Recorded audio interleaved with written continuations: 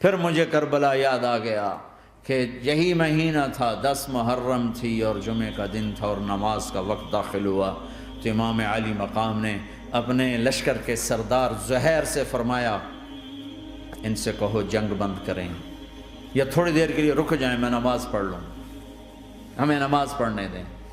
تو زہیر نے گھوڑا آگے بڑھا کر کہا شمر سے تھوڑی مہلت دو، ہم نماز پڑھ لیں، پھر تم نے جو مرضی کرنا ہے، نماز تو پڑھنے دو۔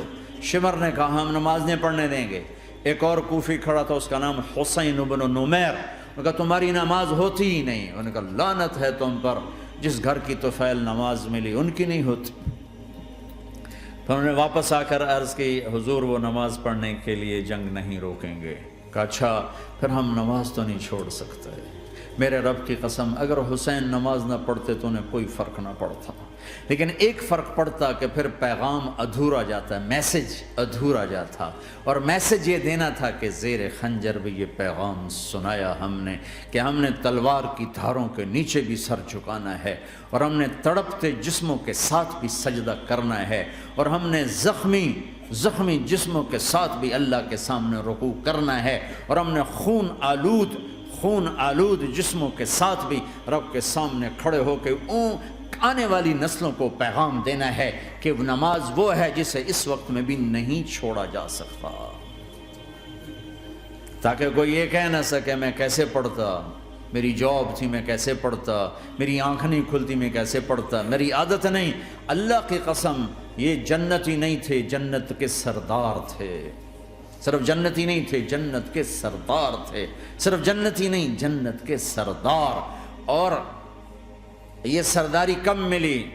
محنت کے بعد نہیں، پہلے ہی ابھی ماں کا دودھ نہیں چھوٹا تھا کہ میرے نبی نے فرمایا حسن حسین جنت کے نوجوانوں کے سردار ہیں،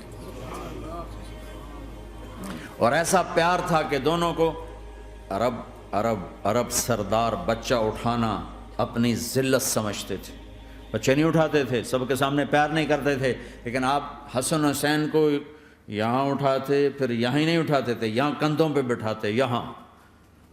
اور ایک عرب بدو حیران ہو کے دیکھ لیں، یا رسول اللہ یہ آپ کیا کر رہے ہیں؟ مطلب یہ کتنی عیب کی بات ہے کہ آپ جیسا سردار اور یہاں بچوں کو بٹھایا ہوا ہے۔ کہنے لگا آپ ان سے بہت پیار کرتے ہیں؟ کہا ہاں میں ان سے بہت پیار کرتا ہوں، اور صرف میں نہیں کرتا، اللہ بھی ان سے پیار کرتا ہے۔ اور بتاؤں جو ان سے پیار کریں گے اللہ ان سے بھی پیار کرے گا، جو ان سے محبت کریں گے اللہ ان سے بھی محبت کرے، اللہ بھی ان سے محبت کرے۔ پھر ہم نے دعا مانگی یا اللہ جو ان سے پیار کرے تو ان سے پیار کر، جو ان سے بغض رکھے تو ان سے بغض رکھ۔ حضرت حسن سر سے لے کر کمر تک اللہ کے نبی کی 100% کاپی تھی، چہرہ یہ آدھا حصہ اوپر والا نبی کے مشابہ، یہاں سے نیچے پاؤں تک علی کے مشابہ، باپ کے مشابہ۔ حسین اس کا الٹ، سر سے لے کر کمر تک علی کے مشابہ، کمر سے لے کر پاؤں تک اللہ کے نبی کے مشابہ۔ اس مشابہت پر ہمارے نبی کہا کرتے تھے حسن میرا بیٹا ہے، حسین علی کا بیٹا ہے۔ ہائے ہائے کیا کیا لاڈ لڈائے اور کیا لوگوں نے کر دیا ان کے ساتھ۔ نماز جیسے عظیم عمل میں، نماز جیسے آپ رکوع میں ہوتے تو حسن آ کر نہ پاؤں میں گھس جاتے تھے، یہاں سے نکلتے ادھر، یہاں سے نکلتے یوں۔ سجدے میں جاتے تو کمر پہ بیٹھ جاتے تھے، فرض نماز کا سجدہ۔ تو ایک دفعہ، پہلی دفعہ جب یہ قصہ ہوا تو آپ نے سجدہ لمبا کر دیا، بچے کے اتارا نہیں، اٹھے نہیں، سجدہ لمبا کر دیا۔ پچھلے پریشان ہو گئے کہ اتنا لمبا سجدہ کہیں آپ فوت تو نہیں ہو گئے۔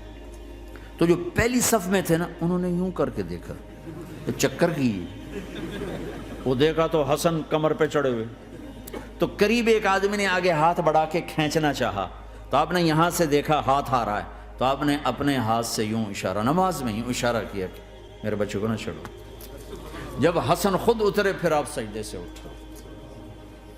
کبھی حسین چڑھ جاتے تھے، کبھی حسن دونوں ہی چڑھتے تھے، یہ اس طرح حسن کے بعد کبھی یہ کبھی وہ، کبھی یہ کبھی وہ۔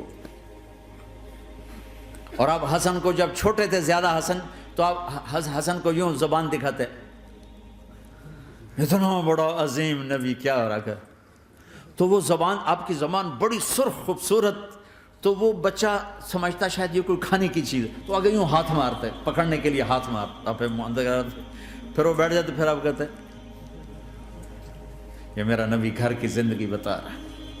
اور تمہیں تو بچوں کے پاس بیٹھنے کا وقت ہی کوئی نہیں، بیگم بھی کم جاب پہ جا رہی، خامد بھی جاب پہ جا رہا، پیچھے بچے ڈرگ بیچنے پہ لگے، اب تم کس کام کے ہو؟ کیا کرو گے اس دولت کو؟ یا نہیں ڈرگ بیچو، گستاخ ہو گیا، بدتمیز ہو گیا، تو اس دن دولت کو آگ لگا دو جا کے۔ آپ اپنے بچوں کو ٹائم دو، اپنے بچوں کو ٹائم دو۔ عورت کا کام کمانا نہیں ہے، عورت کا کام نسل کو بنانا ہے۔ قناعت سیکھو، قناعت تو آسانی سے مینج ہو جائے گا، قناعت نہیں تو پھر تو دنیا کے بادشاہ کی بھی ہوس پوری نہیں ہو سکتی۔ کھیلتے تھے، حسن حسین کی کشتی کراتے تھے، دونوں بھائیوں کی کشتی کراتے۔ ایک دفعہ دونوں کی کشتی ہو رہی اور حسین ذرا کمزور پڑ رہے تھے، تو آپ اس کو شاباش دیتے، شاباش شاباش شاباش۔ تو حضرت فاطمہ کہنے لگی، ماں بھی بیٹھی تھی، کہنے لگی یا رسول اللہ آپ حسین کو شاباش دے رہے ہیں، حسن کو کیوں نہیں دے رہے؟ تو آپ نے کہا یہ جبریل میرے پاس کھڑا ہوا ہے، یہ بھی حسین کو شاباش دے رہا ہے، تو میں بھی حسین کو شاباش دے رہا ہوں۔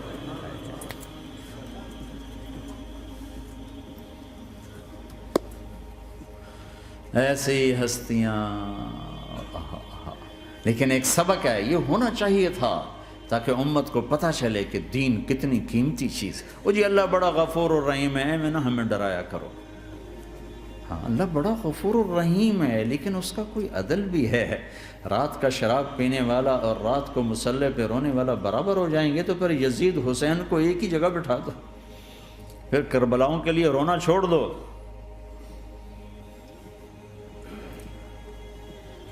رات کو ناچنے والی، رات کو رونے والی برابر ہو جائیں گے، سود کھانے والا، حلال کھانے والا برابر ہو جائیں گے، شراب بیچنے والا اور مزدوری کرنے والا برابر ہو جائیں گے، جھوٹ بولنے والا، سچ بولنے والا برابر ہو جائیں گے۔ افنجعل المسلمین کالمجرمین ما لکم کیف تحکمون ام لکم کتاب فیہ تدرسون۔ اس سے زیادہ واضح کیا بتاؤں کہ میرا رب کہتا ہے کون سی کتاب میں لکھا ہوا ہے کہ ماننے والا نہ ماننے والا برابر کر دوں گا؟ کون سی کتاب میں؟ اللہ کو یہ کہنا پڑ رہا ہے ام لکم کتاب فیہ تدرسون، کس کتاب میں یہ لکھا ہوا ہے؟ ام نجعل المتقین کالفجار، ایک بدماش اور ایک فرمانبردار کو برابر کر دوں؟ کہاں لکھا ہوا ہے؟ ایسی ہستیاں،